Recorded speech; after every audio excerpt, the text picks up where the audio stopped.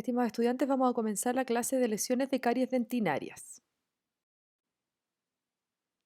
El desarrollo de una lesión de caries es igual en el esmalte y en la dentina. ¿Qué creen ustedes? La respuesta es no, ¿cierto? ¿Y por qué? Porque son tejidos histológicamente distintos. En la dentina, la fase mineral es la hidroxiapatita, similar al esmalte, pero los cristales tienen dimensiones mucho más pequeñas que en el esmalte. Esto resulta en un área de superficie mucho más grande en relación al volumen de los cristales y por lo tanto una fase mineral más reactiva. En consecuencia, el porcentaje de iones extraños, estas sustituciones que habíamos hablado, estas inclusiones, es mayor que en el esmalte. La matriz orgánica en la dentina, ahora por otra parte, es mayor, es cerca del 30%, más que en el esmalte y se compone principalmente de colágeno. Además, hay muchos componentes no colágenos que determinan también las propiedades de la matriz, como por ejemplo las fosfoproteínas, fosfolípidos y proteoglicanos. Vamos a recordar también un poco del colágeno, al igual que en la clase pasada, para entender el proceso de una lesión de caries dentinaria. El colágeno es como la columna vertebral de la dentina, porque mantiene juntos a los cristales de hidroxiapatita. La molécula de colágeno se ensambla para formar la fibra de colágeno. Si ensamblo varias fibras de colágeno, se va a generar esta trama estriada. Y esto es importante porque aquí el mineral de hidroxiapatita tiene dos posiciones. Uno que está dentro de la fibra de colágeno, que es el intrafibrilar, y otra que está por fuera de la fibra de colágeno, que es el extrafibrilar. Y esto es importante porque cuando ocurre la desmineralización, los primeros minerales que se van a ver afectados son los que están por fuera de las fibras de colágeno, es decir, el mineral extrafibrilar. Por otro lado, con esta estructura hay un sinergismo entre la matriz orgánica y la hidroxiapatita. ¿Por qué? Porque la fase mineral solo puede disolverse, en parte, durante el ataque ácido, mientras que la matriz no puede ser digerida o desintegrada por la acción enzimática mientras su superficie esté protegida por los cristales de hidroxiapatita.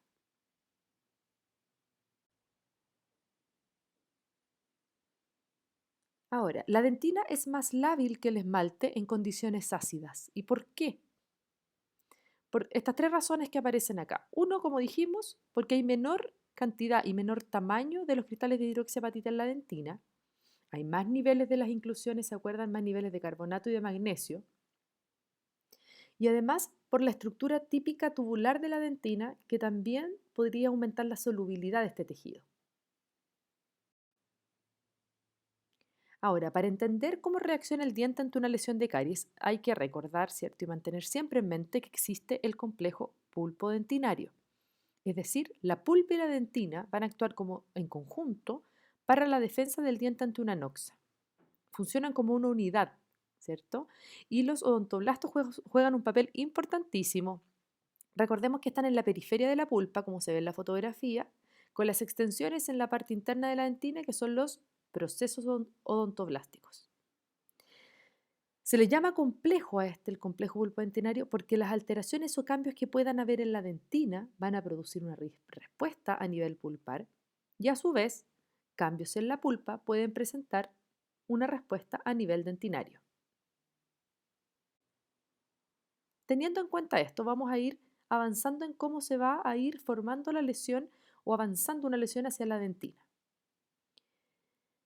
Como se recordará, el esmalte es un sólido microporoso y por lo tanto es comprensible que los estímulos de la cavidad oral pasen a través de este tejido hacia el órgano dentino pulpar, incluso en el esmalte intacto.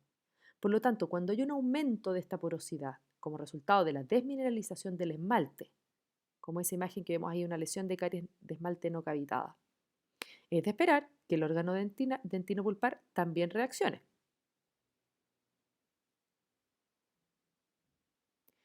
Entonces, tenemos esta lesión de caries de esmalte intacto, aún no cavitado.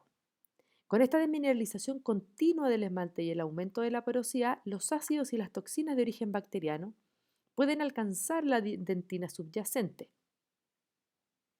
Y esto puede ocurrir incluso antes de que se produzca la cavitación del esmalte. En esta etapa, recordemos, tiene que haber o tiene que continuar, ¿cierto?, la organización del biofilm bacteriano en la superficie del esmalte. ¿Ya? Eso es lo que comanda todo este proceso. ¿Y qué es lo que vemos primero? Antes incluso de que la lesión de caries alcance el límite amelodentinario, el LAD, lo que vamos a ver es la esclerosis tubular o dentina esclerótica. ¿Qué es la dentina esclerótica? Es la primera reacción de defensa del diente ante una noxa. Es la deposición de minerales a lo largo y dentro de los túbulos de la dentina, lo que resulta en una oclusión gradual. O sea, la esclerosis no es otra cosa que la obliteración de los túbulos dentinarios, gatillado por algún estímulo súper inespecífico, chiquillos. Esto puede ser el desgaste del diente, por ejemplo, por bruxismo, por algún trauma, el envejecimiento mismo del diente o por una lesión de caries. ¿Ya? ¿Y esto qué nos permite? Que se haga menos permeable la dentina. Es como una barrera, ¿cierto? Es una defensa del complejo pulpodentinario. Cuando es por envejecimiento se le llama dentina esclerótica fisiológica y cuando es por alguna noxa se va a llamar dentina esclerótica reactiva o patológica. Entonces, cuando el proceso se sigue agudizando y la lesión de caries alcanza el límite amelodentinario, comienzan a verse los primeros signos de desmineralización dentinaria. Y vemos acá. Acá está la zona de desmineralización dentinaria, que es esta zona oscura que se ve en la imagen y que nos está indicando la flecha roja. Si se fijan alrededor hay un tejido más claro. ¿A qué corresponderá esa zona? ¿Cierto? Es la dentina esclerótica o translúcida, que es la que habíamos conversado previamente. ¿Ya? Que en el fondo, chiquillos, es como que envolviera, como que abrazara esta zona de desmineralización, haciendo como de barrera. Es una defensa para limitar el avance de la lesión de caries en su profundidad. Ahora, si se fijan en este esquema, lo amarillo representa el biofilm en la superficie del esmalte. Y podemos ver que el ancho de esta lesión de caries en el exterior coincide con la zona de dentina esclerótica, que está como representado, chiquillos, por las líneas verdes. ¿Y por qué ocurre esto? Porque el biofilm desde el exterior es lo que está comandando todos estos cambios que están ocurriendo en el interior del diente. ¿Ya? La desmineralización va a comenzar, desmineralización dentinaria, va a comenzar a partir de los túbulos que fueron impermeabilizados, es decir, lo primero que el odontoblasto obliteró, ese tejido que está menos permeable, ¿ya? Y que es, en el fondo, la dentina esclerótica. Entonces se comienza a desmineralizar esa zona y luego se desmineraliza el mineral extrafibrilar y finalmente el mineral intrafibrilar. ¿Hay invasión bacteriana a esta altura, a esta profundidad de una lesión de caries? ¿Hay invasión bacteriana en los túbulos de la dentina? Algunos autores dicen que sí, otros autores dicen que no, que la invasión ocurre cuando se produce ya la cavitación de la estructura dentaria, porque hasta el momento donde vamos no hay cavitación aún. ¿Ya? Pero independiente de eso, lo importante es que los cambios, chiquillos, los cambios dentinarios representan simplemente un continuo de reacciones dentinopulpares a las variaciones que ocurren en la superficie del esmalte, es decir, es una respuesta al desafío cariogénico que ocurre en la superficie y que se transmite este estímulo a través del esmalte y posteriormente hacia la dentina. ¿Cuál es la implicancia de este entendimiento? Es que cuando se termina la producción de ácido en la superficie, debido a la perturbación o eliminación de la biomasa microbiana, es decir, del biofilm, la desmineralización también va a terminar, se va a detener y por lo tanto se va a detener la progresión de la lesión de caries. ¿Ya? Por lo tanto, el hecho de que esta lesión esté a esta profundidad, que ya haya llegado a la dentina, ¿ya?, no es sinónimo de que la lesión debe ser intervenida quirúrgicamente, es decir, realizar una restauración.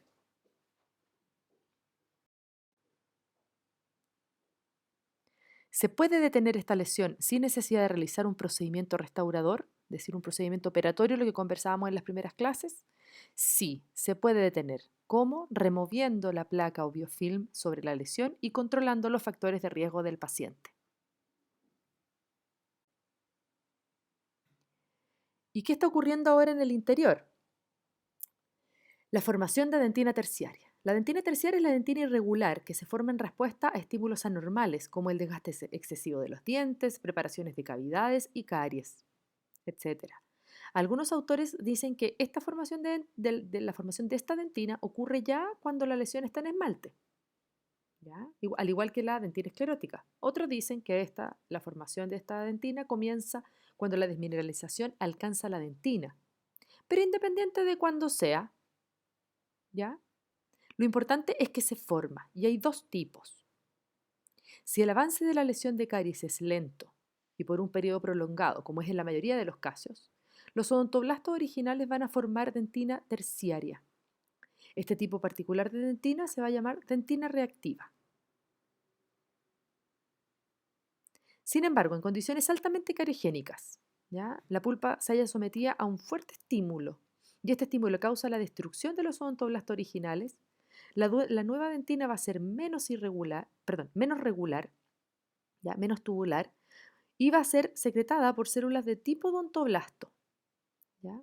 Odontoblastoide, que va a ser una célula del retículo estrellado de la cámara pulpar totipotencial que se va a diferenciar a este tipo odontoblastoide. Y esa dentina se va a llamar dentina reparativa.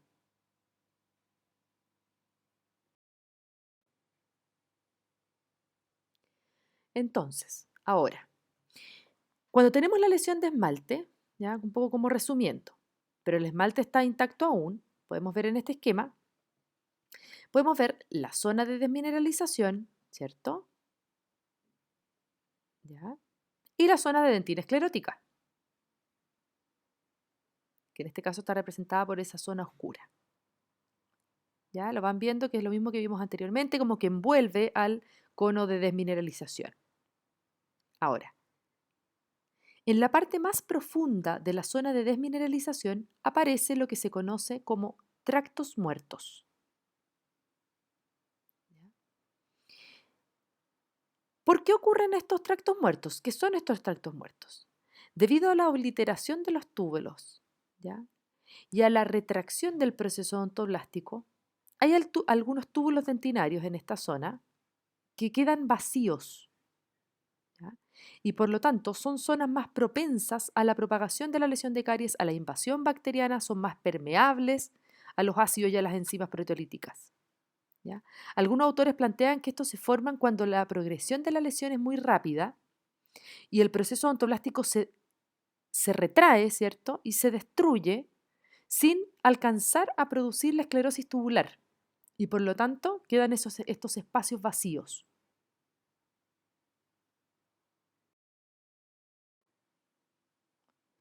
Entonces, si se mantiene, ahora vamos progresando, si se mantiene el biofilm adosado a la superficie del esmalte, más la combinación, acordémonos como vimos en las clases pasadas, de un trauma mecánico, un colapso mecánico proveniente de la masticación, por ejemplo, se va a producir ahora la cavitación del esmalte y ya ahora sí es seguro que vamos a tener una invasión bacteriana ya franca de la cavidad que se va a haber formado.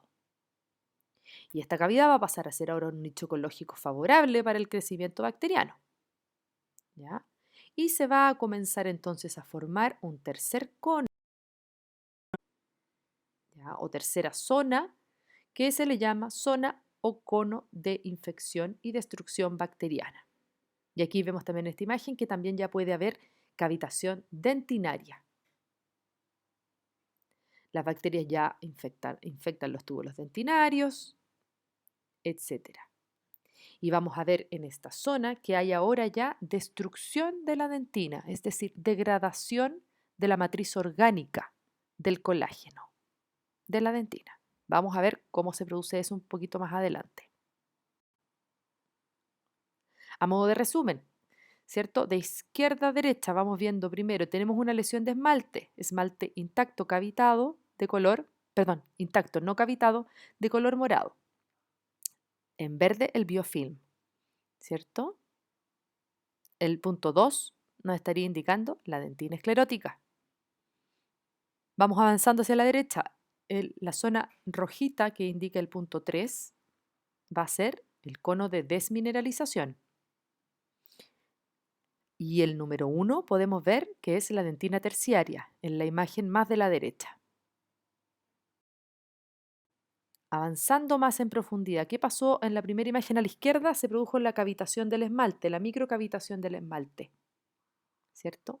Va avanzando en profundidad la zona de desmineralización, se va formando más dentina terciaria y finalmente ya se produce la cavitación ya dentinaria y la invasión bacteriana, apareciendo ahora este último cono o zona de infección bacteriana, que es donde se está produciendo específicamente la degradación de la matriz orgánica o colágeno.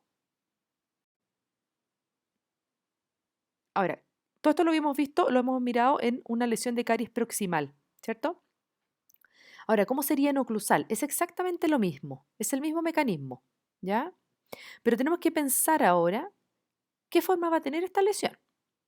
En la cara oclusal tenemos múltiples surcos y fosas donde se va a empezar a acumular este biofilm. La lesión va a comenzar en ese lugar, ¿cierto? En el fondo de la fosa, en la entrada, en las facetas, etcétera. Miremos esta imagen, ¿ya? Entonces, imaginemos que ahí se formó una lesión de caries de esmalte, ¿ya? Y acordémonos, ¿cierto?, de la forma de la lesión de caries de esmalte que sigue la dirección de los prismas y por lo tanto es de una pirámide de base externa. En esta otra vertiente también ocurrió lo mismo. Y pensémoslo, por supuesto, en 3D, ¿ya? Y vamos a tener finalmente esta forma de lesión de caries, ¿ya? Que se dice que es la forma de un cono invertido truncado, ¿ya?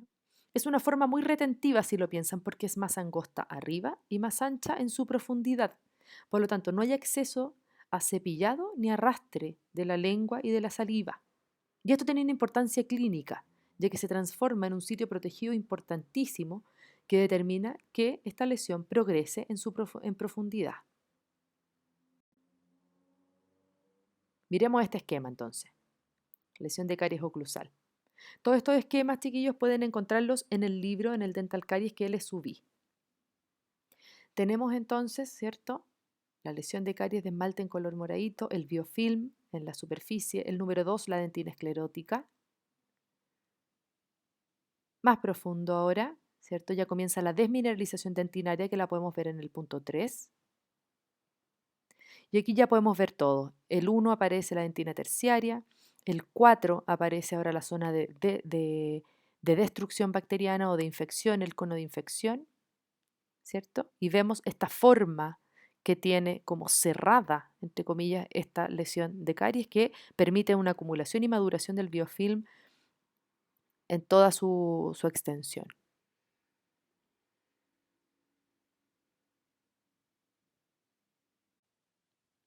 ¿Cómo se produce la degradación de la matriz orgánica de la dentina? Porque sabemos que la fase inorgánica, ¿cierto?, se desmineraliza por acción de los ácidos producidos por las bacterias. Pero la fase orgánica requiere de una degradación del colágeno. ¿Y mediante qué mecanismo se realiza esto? Vamos a ir viendo más adelante. Las moléculas de colágeno intactas son resistentes a varias enzimas proteolíticas, debido a la estructura conformacional de alto orden que tienen, que es la triple hélice. Y por lo tanto, para ser degradadas en un proceso de caries, su estructura interna debe previamente solubilizarse y desnaturalizarse. Entendamos entonces que primero debe ocurrir la desmineralización de la fase inorgánica de la dentina, lo que va a generar el segundo paso, que es la exposición del colágeno a un medio acuoso donde ciertas proteasas puedan actuar. Es decir, aquí tenemos al colágeno lábil y soluble. Y estas moléculas de colágeno solubilizadas son ahora las que se pueden desnaturalizar de manera eficiente, ojo, en condiciones ácidas y a temperatura corporal. Y entonces recién se puede comenzar la degradación proteolítica de este colágeno desnaturalizado en un proceso de una lesión de caries. Ahora, ¿qué proteasas son las que actúan en este proceso? Las metaloproteinasas del hospedero. Las metaloproteinasas son endopeptidasas independientes, son una gran variedad que están encargadas de la degradación de los componentes proteicos de la matriz extracelular y por lo tanto están en todos los tejidos conjuntivos y son capaces de degradar colágeno, por lo tanto. Tienen una serie de funciones fisiológicas, como remodelación de tejidos, cicatrización de heridas, etc. Pero también tienen un rol patológico, por ejemplo, en caries dental. Para entender cómo actúan, tenemos que tener en cuenta y tenemos que saber que estas metaloproteinasas van a estar presentes en su forma inactiva en la dentina, ya que fueron secretadas por el odontoblasto durante la formación de la dentina y quedan atrapadas cuando la dentina se mineraliza. Además, van a estar presentes en el esmalte y en la saliva porque son secretadas por las glándulas salivales y pueden ser excretadas a través del fluido gingival crevicular. ¿Ya? Entonces, tenemos estas metaloproteinasas en una forma inactiva y vamos a ver cómo actúan en el proceso de caries. La estructura de la metaloproteinasa es como vemos acá, donde lo que nos importa para entender su acción en caries dental es su prodominio y su dominio catalítico. Entonces, el dominio catalítico es el segmento de la proteína que tiene la capacidad de romper el colágeno y necesita de unión a zinc como cofactor, por eso su nombre de metaloproteasa. Y el otro sector es el que se le llama el propéptido o prodominio, que es como una especie como de seguro, chiquillos, entre comillas. Mientras este prodominio esté unido al dominio catalítico, la proteasa no va a funcionar. El proceso de activación entonces es el rompimiento del propéptido. ¿Ya? Entonces, las metaloproteinasas están usualmente inactivas como les comenté en la diapositiva anterior y para que se activen tiene que disociarse el prodominio del dominio catalítico y así poder degradar las proteínas. ¿Ya? ¿Y cómo se va a activar? Es ahí la importancia en caries dental porque se activa a través de una enzima de temperatura o de pH. ¿Ya? Y es el que nos interesa, la activación de las metaloproteinasas por un pH ácido. Ahora, ¿cómo van a actuar? Primero tenemos que recordar que en la boca los procesos de desmineralización, es decir, baja de pH, y de remineralización, cuando sube el pH, ocurren constantemente. Eso ya lo saben de sobra. Entonces, ¿qué pasa? Las bajas de pH provocadas por los ácidos provenientes de las bacterias van a desmineralizar la fase inorgánica de la dentina, ¿cierto? Queda entonces expuesto el colágeno, ¿ya? Y pasa todo lo que les comenté anteriormente, se solubiliza, se desnaturaliza, y además esta baja de pH va a provocar que el prodominio se disocie del dominio catalítico y se active la metaloproteinasa. Pero a ese pH la metaloproteinasa no puede actuar, ¿ya? No puede funcionar, solamente se activa. Entonces luego, por la acción buffer de la saliva, etcétera, sube el pH. Y es en pH neutro donde esta proteína se va a hacer funcional y va a actuar. ¿Ya? Entonces, si se fijan, va todo relacionado con lo que hemos conversado en las clases anteriores. Las metaloproteinasas identificadas en lesiones de caries, ¿ya? Y que se vio que están funcionales y degradando efectivamente el colágeno son la metaloproteinasa 2, 8 y 9. De hecho, se han encontrado mayor cantidad de estas metaloproteinasas en lesiones activas que en lesiones detenidas. Entonces, ahora sí podemos completar este cuadrito. ¿Cómo se produce la destrucción de la dentina en una lesión de caries? La fase inorgánica, a través de la desmineralización producto del ácido bacteriano. Y la fase orgánica, a través de la degradación del colágeno producto de metaloproteinasas del hospedero, activadas por ácidos de origen bacteriano. Es decir, los ácidos provenientes de las bacterias lo que hacen finalmente es 1. Desmineralizar la fase inorgánica. 2. Desnaturalizar el colágeno expuesto. Y 3, activar a las metaloproteasas.